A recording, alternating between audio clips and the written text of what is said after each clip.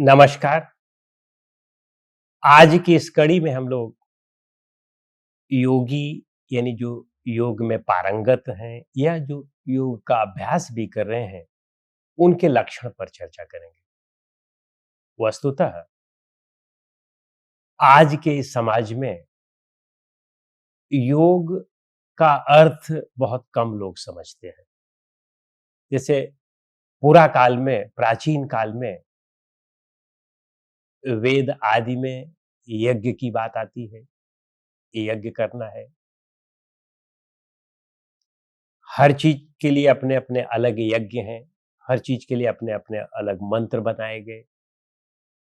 पुराणों में बात और भी ज़्यादा फैलाई गई कि आप गंगा स्नान करते हैं या आप कहीं स्नान करते हैं, नर्मदा स्नान करते हैं या आप और भी अनेक अन्य धर्म ग्रंथों में भी है, आप कुछ कहीं किसी पत्थर की पूजा करते हैं, उस पत्थर की परिक्रमा करते हैं या मंदिर, मस्जिद, गिरजाघर, गुरुद्वारे हैं, इनमें जाते हैं। तो ये वास्तव में ये प्रारंभिक काल की चीजें थी, प्राचीन काल की चीजें थी, जब मनुष्य इतना समझदार नहीं था, तब वह यह सब बाहर की चीजों में सुख और शांति ढूंढना चाहता था। वो सोचता था कि बाहर की चीजें हमें सुख और शांति दे देंगी, यदि हम पूजा करेंगे, उपासना करेंगे, तो इससे हमें सुख शांति मिलेगी। लेकिन वास्तव में उपनिषद काल में जब सत्य का बोध हुआ ऋषियों को, तब उन्होंने ये बताया कि सुख शांति बाहर नहीं है, बाहर तो सुविधाएं हैं और सुविधाओं को मनुष्य की आवश्यकता भी है, लेकिन एक स्तर तक ही।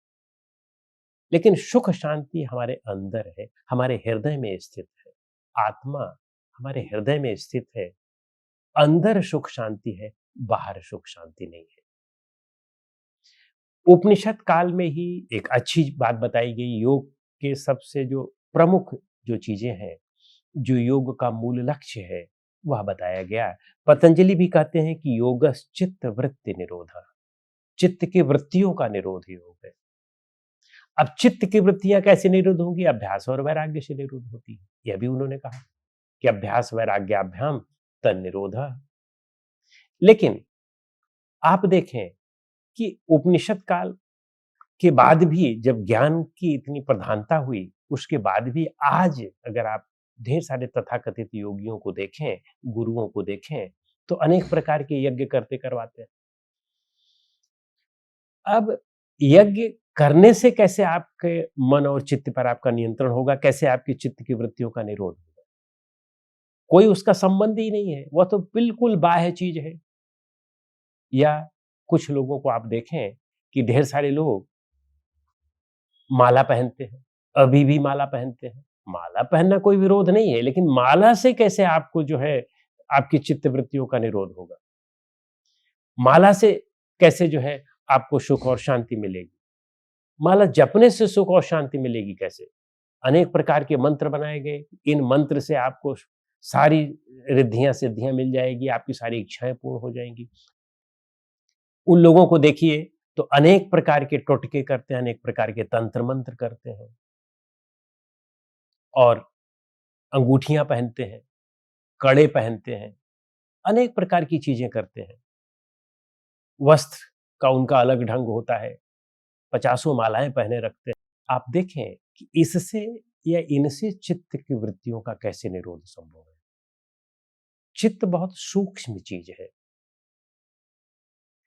और उस सूक्ष्म चीज का इन चीजों से कहीं कोई फर्क ही नहीं पड़ सकता है। आप कितने भी माला पहन लें, आपकी चित्त की वृत्तियां शुद्ध नहीं हो सकती हैं जब तक आप अपने कामनाओं का परित्याग न करें। प्रजहाति यदा कामान सर्वान पार्थ मनोगतान आत्मन्य आत्मना तुष्ट स्थित प्रज्ञोच्यते। स्थित प्रज्ञ तो तब आप बनेंगे जब आपकी कामनाओं पर आपकी विजय होगी, कामनाओं का आप परित्याग करेंगे।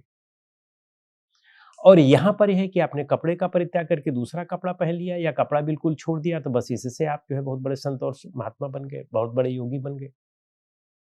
और आपने जो है कोई अंगूठी पहन ली। अब ढेर सारे योगी लोग आज का आप देखेंगे कि अंगूठी पहनते हैं, अनेक मालाएँ पहनते हैं, अनेक प्रकार के कपड़े, अनेक प्रकार के मस्जिद, मूर्ति, गिरजाघर, गुरुद्वारे बनवाते हैं।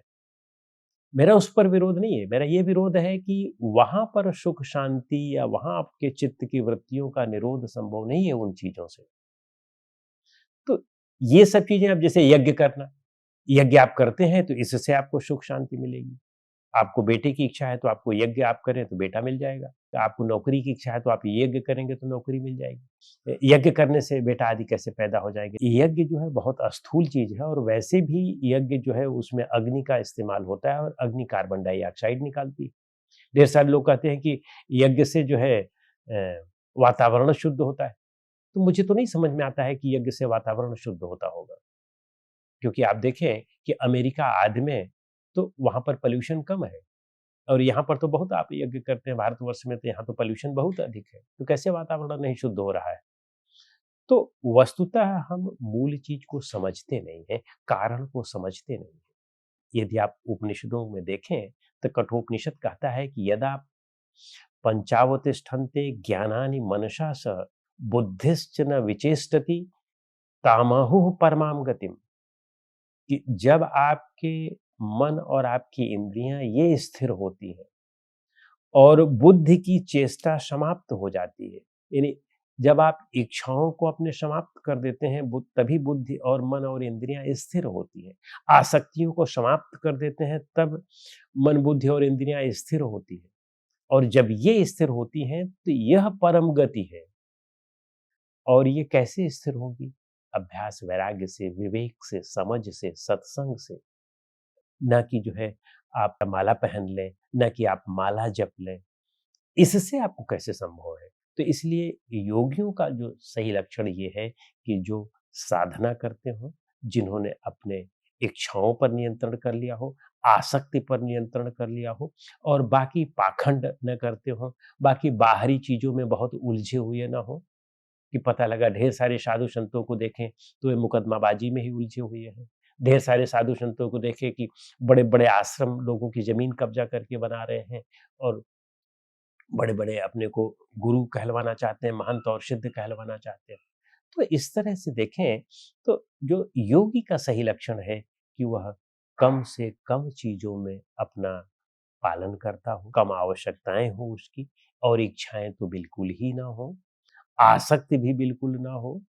इस तरह से लोगों को सत्य का ज्ञान करवाता हो और सत्य का खुद भी आचरण करता हो, ऐसे लोग ही वास्तव में योगी हैं।